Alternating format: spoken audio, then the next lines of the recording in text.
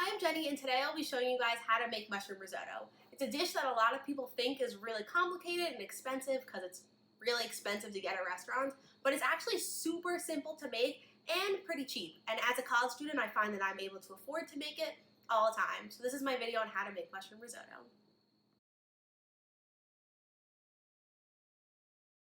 So these are the ingredients you'll need for mushroom risotto.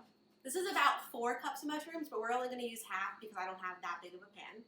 You're going to need a whole thing of vegetable stock. You could also use chicken stock, but I prefer to make it vegetarian. Then you're going to need 1 shallot, medium sized. Garlic, you can kind of go as much or as little as you want. I do about half a tablespoon because I like a lot of garlic.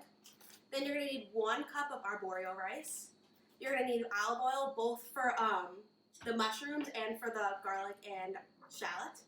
You're going to need 1 tablespoon. I use white wine vinegar and not white wine just because it's cheaper and it lasts longer. About 3 tablespoons of butter, about half a cup, or honestly as much Parmesan cheese as you want, and then seasonings as for tasting.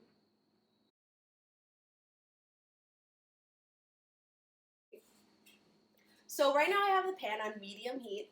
I'm going to put a little bit of olive oil in, just enough to coat the pan a bit and get that a little bit hot.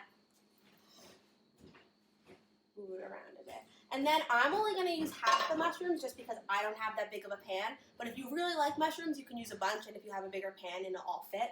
Mushrooms do shrink a lot when you cook them, so you can use a little bit more than you think you might need. So I'm using about, maybe a little bit more than half just because I really like mushrooms. So then I'm going to stir it a bit. They should take maybe 5 to 7 minutes to cook down fully. You'll tell when they're done when they're like a nice deep brown color and they've like shrunken in size by about half, I would say. It's really hard to overcook mushrooms, so like cook them longer than you would think you would need to, because undercooked they're just really not as good. So the mushrooms look about done, so I'm going to put them onto a separate plate so we can start cooking the shallots and the rice and the garlic. So I got everything off, just about. And I'm going to keep the pan on because we're going to use it in a sec. But in the meantime, let me just move this plate. We are going to start heating up the chicken stock. The vegetable stock. If you keep it in like room temperature, it's going to slow down the cooking process of the risotto. So it's better to have it heated because it'll make the cooking process faster. And risotto already takes a pretty decent amount of time to cook, so this will definitely help out in the long run. So now I'm going to get the shallots and the garlic and my olive oil again. So I'm just going to do the same thing, put the olive oil in, just enough to cover the pan a bit. My pan's a little hot, so I'm going to, there's my thing. Just move it around. So the shallots, you're going to cook them until they're like translucent, but these are much easier to burn, and you really don't want to burn them because then we'll get that kind of burnt oniony taste. So try to keep an eye on these more than the mushrooms. Make sure you're moving them around a lot. If you're using a non-stick pan, that'd probably be much better than like a not non-stick pan.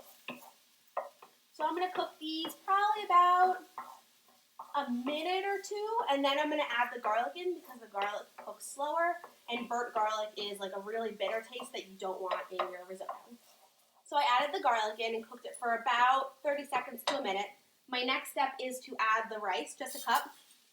You're going to add it in just to like get it mixed in with the shallots and the garlic. I just like to spin it for a sec until it's all coated with everything. That tastes really good. That should be about good. Next, I'm going to add back in our cooked mushrooms.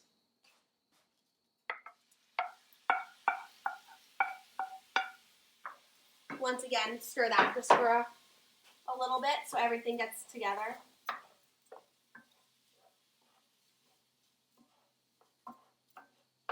Perfect. Next, this is the last step before adding the the broth, is the white wine vinegar. I add about a tablespoon, and this is going to really sizzle. Once I turn it up. So this is really important to not add too much because then you'll get that really bad vinegary taste to it. But if you add just a little bit, it really enhances all the flavors of the risotto. It gives it like that kind of like not one-dimensional taste. So that looks good, and our stock over here is like warm. You don't want this boiling, you just want it like warm. So now that this is all cooked in, I'm gonna start adding, I use about one ladle at a time. So I'm gonna add just one ladle in. And then you have to keep mixing. This is like the base, like the most important part of risotto. You have to keep mixing it the entire time because risotto's really, what makes it complicated is that it's kind of easy to mess up. So I'm going to mix it until the rice absorbs all of the stock until you can't see it. So when you push it, if you're still seeing like the stock, then it's not ready yet for more. So I'm going to cook it for a little bit until I push it away and I don't see any more stock. Then I'm going to keep adding more ladles until the rice is at the right consistency. Usually it's about an entire container. Honestly, I taste test it just to make sure it's at the right consistency because you really don't want to risk having crunchy rice.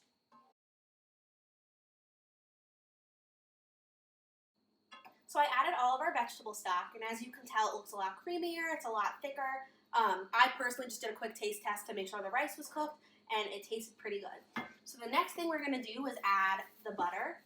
So I add about 2 tablespoons. Honestly, with the butter, the rest of the ingredients, it's more up to preference how creamy you want it. So you could add a little bit more butter if you wanted it more creamy. You could add less butter if you wanted it less creamy. Also, if you were vegan, you could just skip this part at all and like either just eat it as is, or you could use margarine just for like a little bit of that creamy saltiness.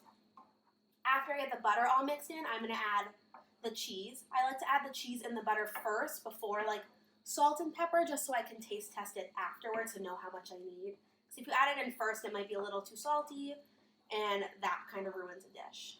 So I'm just going to keep mixing this until the butter is incorporated. You can see it's already looking creamier, and as butter does, it makes everything like significantly more delicious along with cheese. I probably could have cut it up so it would have melted a bit quicker, but no rush, right?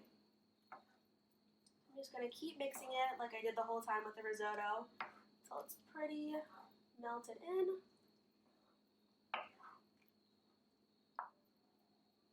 Alright, that's fine. Now I'm going to add our Parmesan cheese.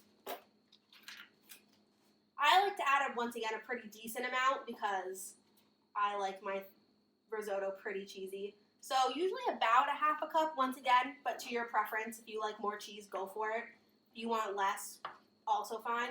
I also like to put a little bit of Parmesan cheese on my own little bowl's worth just to get it really cheesy, and this way everyone else can kind of add however much they like. So now that that's all melted in, I'm going to add a little bit of salt. I use like Himalayan sea salt. Any salt honestly does. Kosher salt, table salt, whatever you want to work. A little bit of pepper. Mix that in. And then something that I like, very optional, is I like to add basil leaves in. You can add fresh basil if you have it. That would be awesome. Unfortunately, my basil died, so I'll be using dried basil leaves. I like a good amount. This way you can like kind of see it in each bite. And I think basil just like enhances the flavors of the risotto. So there we have it. That's mushroom risotto. That's all it is.